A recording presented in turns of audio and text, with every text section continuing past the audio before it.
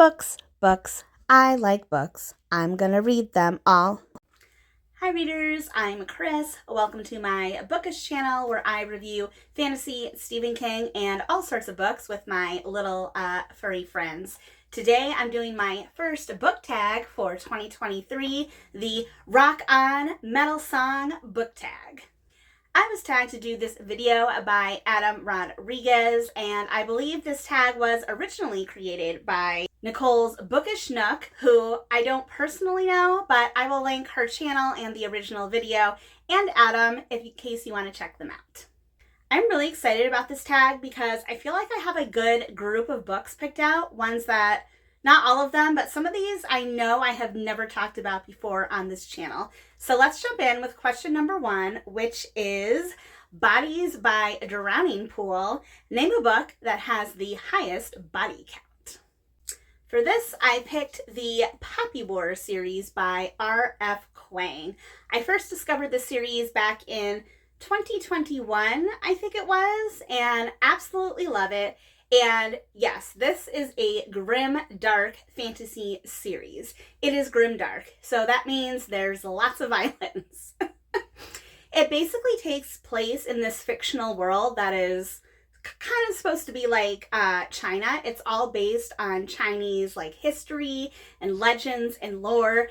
And there is a war going on. And this book does not shy away from like the horrors of what that really looks like and what that really means. So there is a ton of deaths in this series. It's a very high body count. It's probably one of the most like violent books I've ever read in that way, like being realistic to like what a war would be.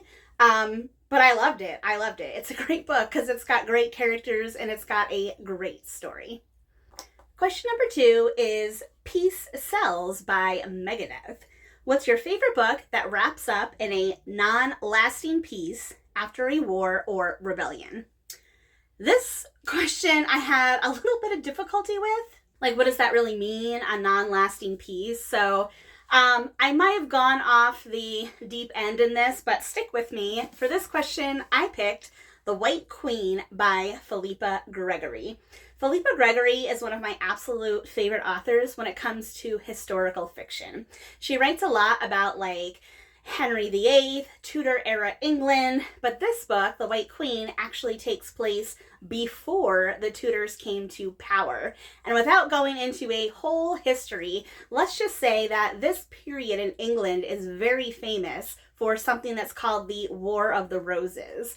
And this is where you really had like these two families, these two very powerful families, the Tudors and the, I know I'm going to say this wrong, the Plantagenets, I'm probably saying that wrong, but these two families, and they were like constantly trying to figure out like who was going to take power.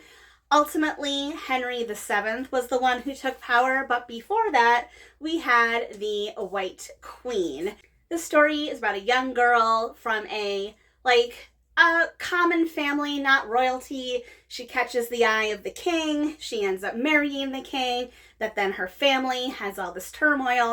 This was a time in England when everything was very much in upheaval. And even at the end of the book, at the end of this one, when things seem to quote unquote settle down, if you know anything about history, you know where this is going. It's going forward to another war, more war, and it's going to be a long time before there is a lasting peace in England. So that is why I picked The White Queen. Really, I could have picked any book during this time frame that she wrote about. This one just happened to be the easiest one to grab from my shelf. Question number 3 is The Kids Aren't Alright by Offspring. What is the most moving book you read as a child or a teen that got you through hard times? I read so many books in my youth that it's kind of hard to really think back and just pick out one.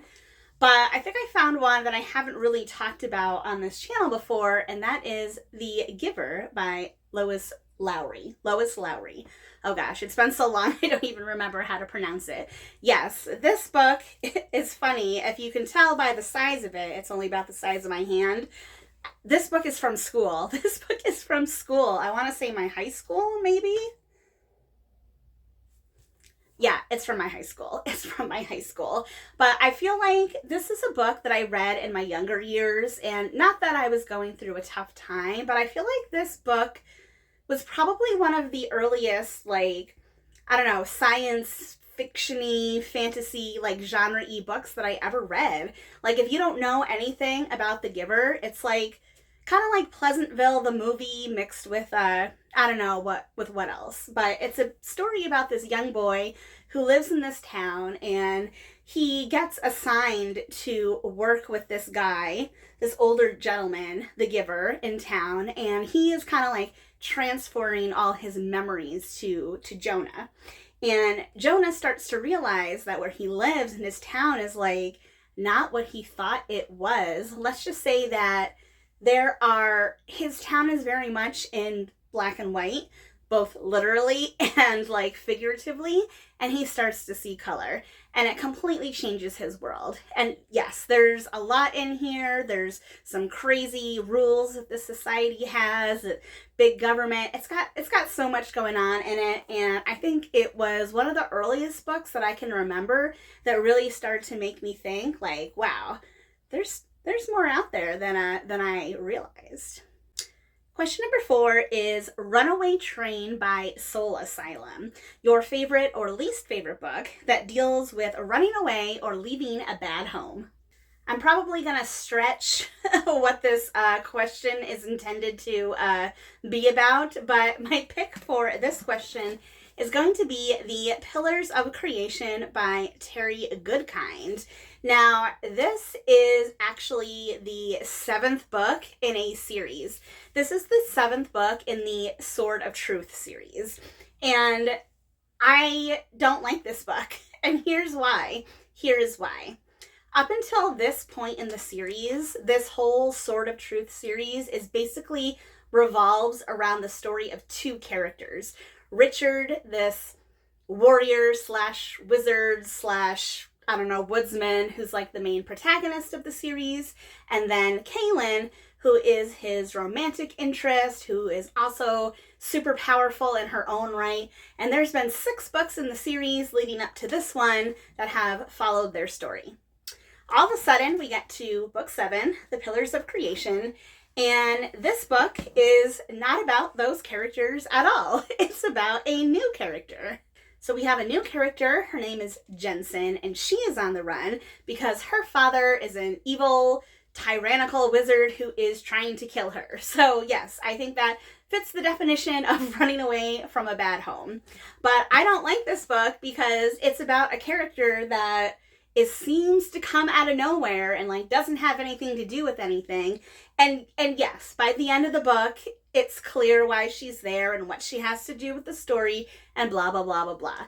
But like the first time you read this, it is very jarring and very shocking to spend a couple hundred pages with a character that you haven't met before. Like, it's very jarring. And I can't think of any other series that has had something like this happen in it, especially just in the middle of the series. Like I said, this is the 7th book. 7th. So 6 books, 6, 400, 500 page plus thick fantasy books. And then all of a sudden we get to this one and it's like, whoop, complete 180. So yeah, I still, it's still part of the series. I still kind of like it. But the first time I read this book, I was absolutely infuriated. Question number 5 is Everywhere by Fleetwood Mac. Name the most whimsical book you've ever read. There's a lot of good books I could have chosen for this question, a lot. But the one I'm going to pick today is going to be The Night Circus by Erin Morgenstern. If you have not read The Night Circus, like literally stop this video and go read it. The Night Circus is an absolutely delightful, magical, and whimsical book about 2 young magicians like dueling each other in a circus. Like, that's a really, really, really base description of this book. But someday I would love to go back and reread this. That way I could do a new review, an updated review. It's been way too long since I read it. I know this is a lot of people, like, one of their favorite books, and I can see why. It's absolutely delightful and so whimsical. And I just think Erin Morgenstern just has this lyrical quality to the way that she writes. Full disclosure, I'm not the biggest fan of some of her other books, like The Starless Sea, but this one, The Night Circus, absolutely a delight. Question number 6 is Thunderstruck by AC/DC. Name a book that left you speechless. Now, there's been a couple over the years, but the one I think most recent times, and this was still a few years ago now, at least 2 years ago now, but that's going to be Lord of Shadows by Cassandra Clare. This is the second book in her Dark Artifices series, and this takes place in the Shadowhunter world, which there are a ton of books. I think not chronologically, but by publication date, this is like the third series. There's the Mortal Instruments, the Clockwork ones, whatever that one was called, and then this one. And this is the second book in that series. And this book has the most shocking ending in the entirety of the Shadowhunter world. It has a shocking ending with I'll just say it's a shocking death. Yes, this book ends on a death of a character that you would never expect to die, a death of a character that comes out of nowhere, and it is so shocking and so heartbreaking. I remember reading it, actually physically gasping out loud and going, oh my God. Mind blown, shocked. Number 7 is a personal favorite of mine, Living Dead Girl by Rob Zombie. Name your favorite book about the undead. Now, I wasn't sure if undead refers to just zombies or any undead, but I'm going to say it just has to do with zombies, and I have not read a ton of zombie books, but one that's super fun is Warm Bodies by Isaac Marion. Now, I don't have a copy of this book because I read it years ago. I borrowed it from a friend, but if you don't know anything about Warm Bodies, it's basically like, let's say, a Romeo and Juliet type story, like a romance with a young girl and a zombie boy. Yeah, that's right. That's what I just said. Yeah, girl falls in love with zombie boy. And yes, there's more to the story than that. But yes, it is a romance, it is a comedy, and it's dark because there's zombies in it.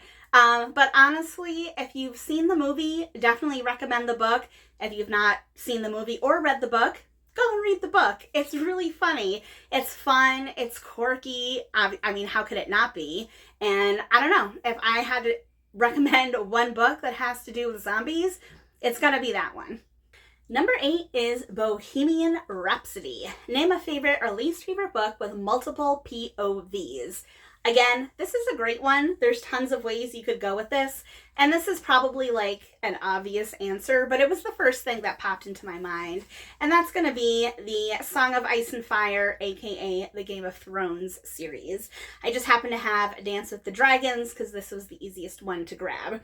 But Game of Thrones, A Song of Ice and Fire, this series is super famous for having multiple POVs, so each chapter is from a different character's point of view. So Tyrion, he's a personal favorite of mine. This one happens to have, I think, Melisandre in here. Jon Snow, another favorite. You know nothing, Jon Snow. Tons of great characters, and definitely one of the things I think that makes A Song of Ice and Fire such a great series is because you do have these multiple POVs, you have these multiple characters, and you really get to know them really, really well. And I think that's one of the things that makes this series so much fun. Number 9 is kind of a weird question because I'm not familiar with this song, and that is Possum Kingdom by the Toadies.